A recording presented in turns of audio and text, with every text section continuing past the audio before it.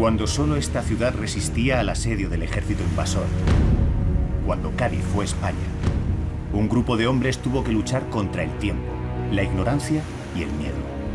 Tuvo que enfrentarse a los golpes de toda una élite privilegiada. Tuvo que evitar las epidemias y sortear las bombas.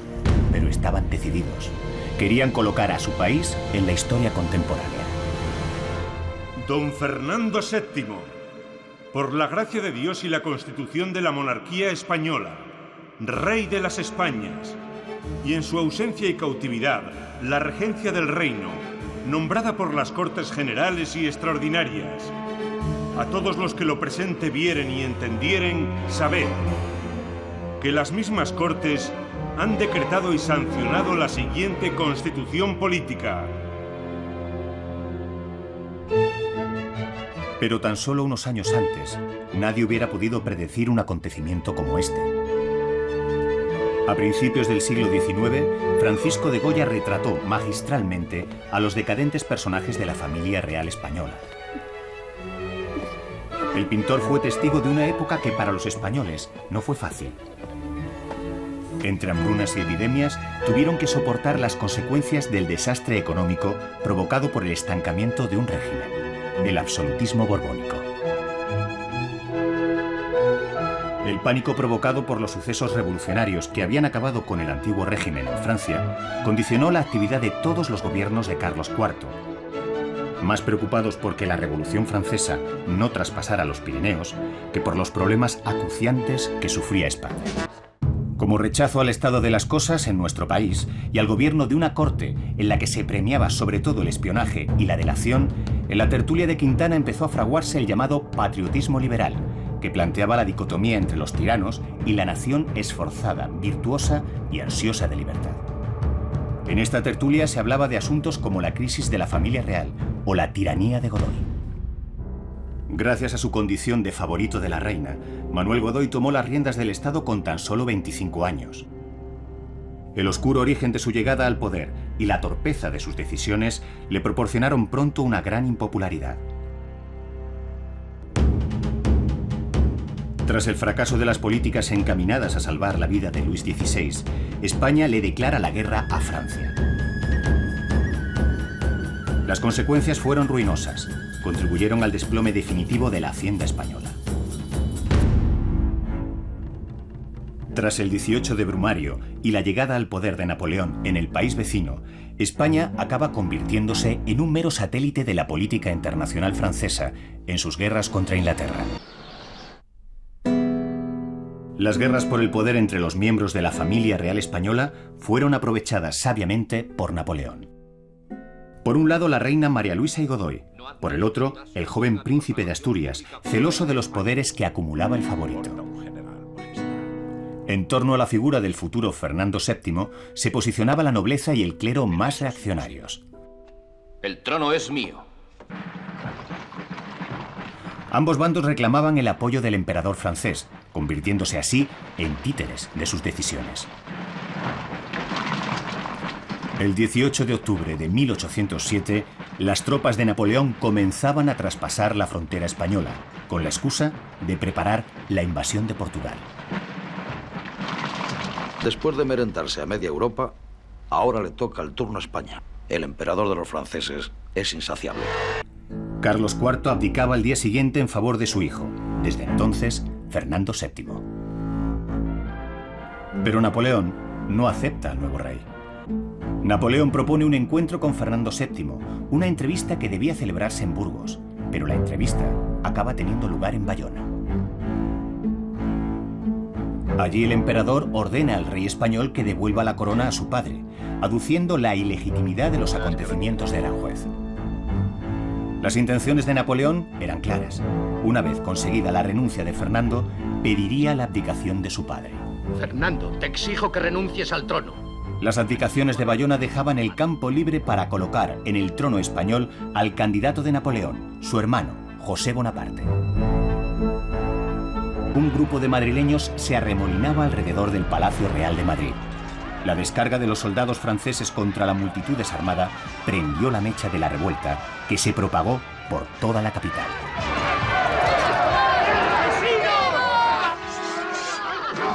Los escuadrones de la Guardia Real Francesa se encargaron de reprimir la rebelión en el centro de Madrid. Los mamelucos, empuñando la cimitarra, hicieron volar un centenar de cabezas tan solo en la Puerta del Sol, a lo que respondieron los madrileños acuchillando a caballos y jinetes. Solo los artilleros del Parque de Monteleón apoyaron la revuelta, sacando los cañones a la calle. Los capitanes Daoiz y Velarde lo pagaron con la vida.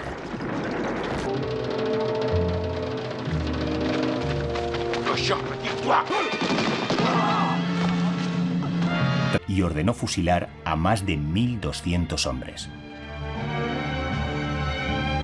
El 7 de julio, al jurar la Constitución napoleónica, José I Bonaparte se convirtió en el nuevo rey de España. Pero la mayor parte del pueblo español expresó rotundamente que no quería ser francés. Y se unió como nunca lo había hecho antes para defender su identidad. En esta guerra por la independencia nace una nueva forma de lucha, la guerrilla. Los guerrilleros eran gente del pueblo que cogen las armas para defender su tierra y su casa contra el invasor. Entre ellos, algunos nombres como Juan Martín el Empecinado o Espoz y Mina pasarían a convertirse en mitos de la resistencia popular. Su bravura y el conocimiento del terreno que poseían, unidos a la crueldad de sus acciones contra el enemigo, convirtieron a estos hombres en la pesadilla de Napoleón. Las clases inferiores de la sociedad, verdaderos artífices del levantamiento, culpaban del desastre tanto a los invasores franceses como a los colaboradores de la monarquía española, que se habían sometido y les daban apoyo. Comenzó así la Revolución Española. El 30 de noviembre Napoleón se establecía en Chamartín y la ayuda militar prometida por Inglaterra empezaba a llegar con 20.000 hombres entrando en Salamanca. Así, a los saqueos protagonizados por los franceses se sumaban ahora los ingleses, que ebrios y brutales aniquilaban los pueblos por donde pasaban.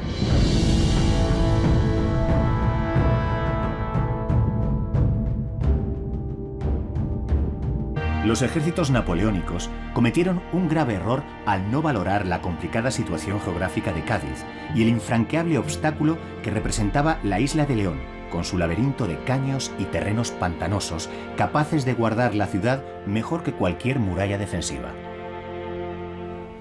Cádiz se convirtió así en el único pedazo de España que resistió frente a los franceses. Don Fernando VII, por la gracia de Dios y la Constitución de la monarquía española, rey de las Españas, y en su ausencia y cautividad la regencia del reino, nombrada por las Cortes Generales y Extraordinarias, a todos los que lo presente vieren y entendieren, sabed que las mismas Cortes han decretado y sancionado la siguiente Constitución Política de la Monarquía Española. En el nombre de Dios Todopoderoso, Padre, Hijo y Espíritu Santo, autor y supremo legislador de la sociedad.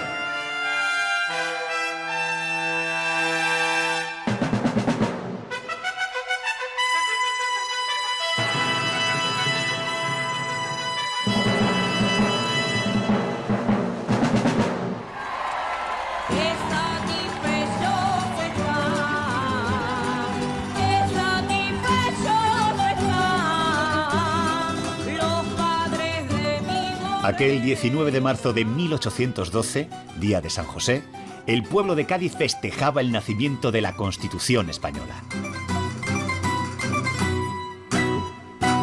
Se celebraron numerosos festejos de carácter popular, que estuvieron acompañados por el ruido de las salvas de los franceses desde el otro lado de la bahía, y que conmemoraban el santo de el rey de España, José Bonaparte.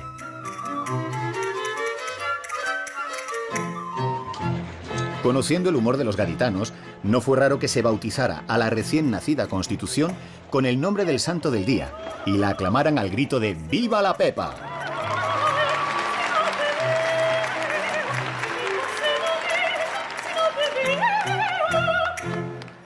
Los franceses utilizan un nuevo modelo de obús con mayor alcance, pero enseguida se comprueba que su fuerza es insuficiente para causar daños significativos. Entre el 13 y 31 de marzo se contabilizan 515 granadas tiradas contra Cádiz, de las cuales apenas el 10% caían dentro de la ciudad. Y Cádiz seguía en cualquier circunstancia teniendo ese carácter festivo que simboliza en el antifaz que representa sus carnavales, presente también en la portada de la Carta Magna.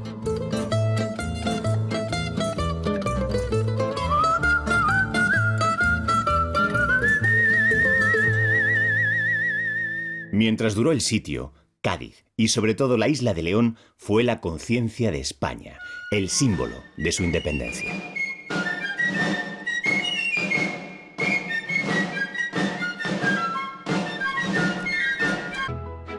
En España reina José I, el hermano de Napoleón, a quien este ha regalado la monarquía española. Había resultado un regalo envenenado. Pues los franceses tienen que luchar contra las guerrillas españolas y contra el ejército hispano-luso británico que mandaba Wellington.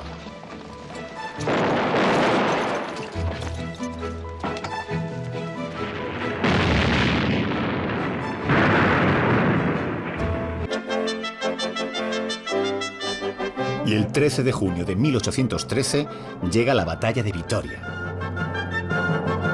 Sorprendiendo el ejército tripartito al mando de Wellington a las tropas francesas que protegían la salida del rey José I de España.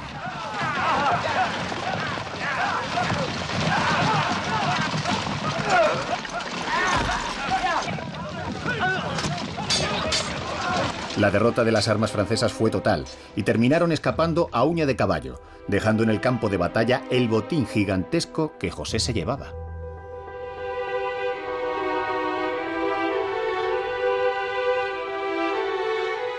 Al final de la batalla se recuperaron, además de dinero y joyas, pinturas de Velázquez, Rafael, Tiziano, Correggio, Murillo y otros muchos maestros.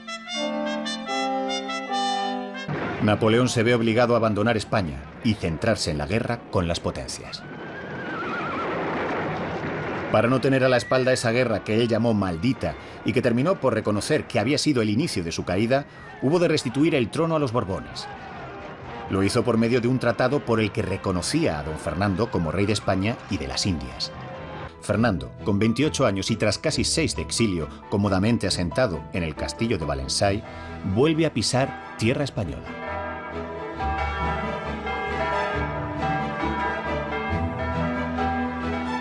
Su ausencia lo había convertido en un mito para el pueblo. Era el deseado.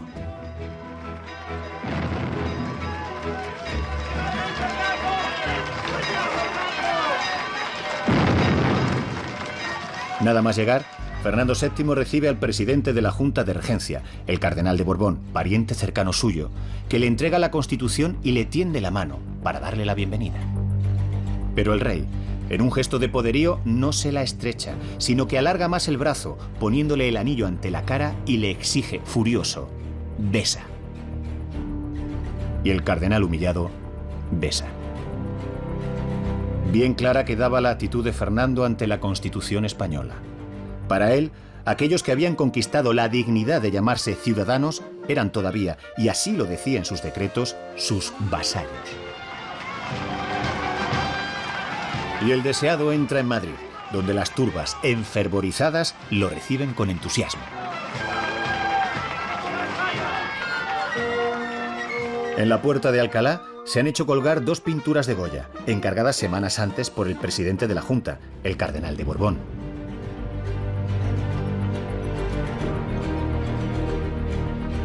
Son el 2 de mayo y los fusilamientos de la Moncloa, que Goya no pintó en efecto hasta 1814. Enseguida comienzan las detenciones. Y aquellos liberales y partidarios de la Constitución, que lo sabía sin ser liberales, que no acabaron en la cárcel, fue porque escaparon a tiempo, rumbo París, Londres o las Américas. El rey quiere dejar claro que su gobierno es manifestación de la voluntad divina y que solo ante Dios es responsable. Desmonta sistemáticamente todo lo que las Cortes habían llevado a cabo. La Iglesia recobró su antiguo patrimonio y se restableció el régimen señorial. Para más complicación, Fernando continuaba sin heredero y se iba formando alrededor de su hermano Carlos Isidro una camarilla que lo veía como el legal heredero al trono. Así va creándose la levadura de lo que en su momento serán las guerras carlistas. En 1829 muere la reina Josefa Amalia. Fernando tiene 44 años y sigue sin descendencia. Además de que sus excesos y enfermedades lo tienen en bastante mal estado. Hay que darse prisa. Elige como futura esposa a su sobrina, María Cristina de Borbón dos Sicilias, de 22 años. Y las bodas se celebran en diciembre del mismo año 29.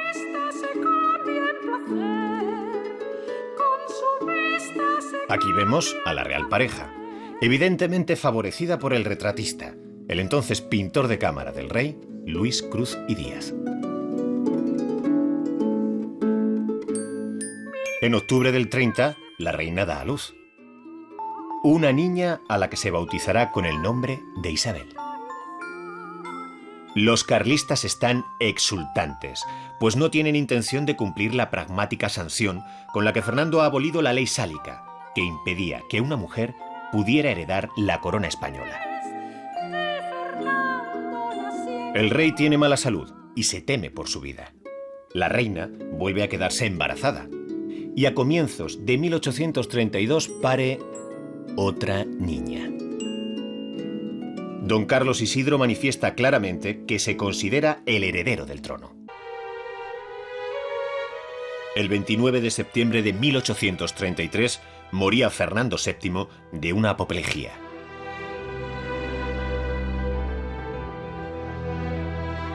En Talavera se proclama a Carlos V como nuevo rey de España.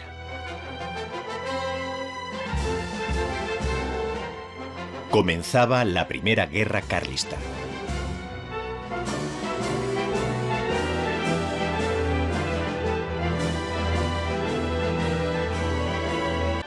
El segundo regimiento de la Guardia Real se levantó para reclamar de María Cristina la reinstauración de la Constitución, de aquella Constitución que todavía seguía llamándose la Pepa. Reclamaban aquellos jóvenes oficiales del levantamiento de la Granja que fueran reunidas a la mayor brevedad las Cortes, a fin de ratificar dicha norma fundamental, o bien redactar otra de nuevo cuño. Otra Constitución, o mejor dicho, una Constitución sobre la Constitución. Esta sería la Constitución de 1837, hija y producto de la Pepa, que fue al fin la madre de todas las constituciones de España. Otras constituciones vinieron. Otras vendrán. Pero esto ya es otra historia.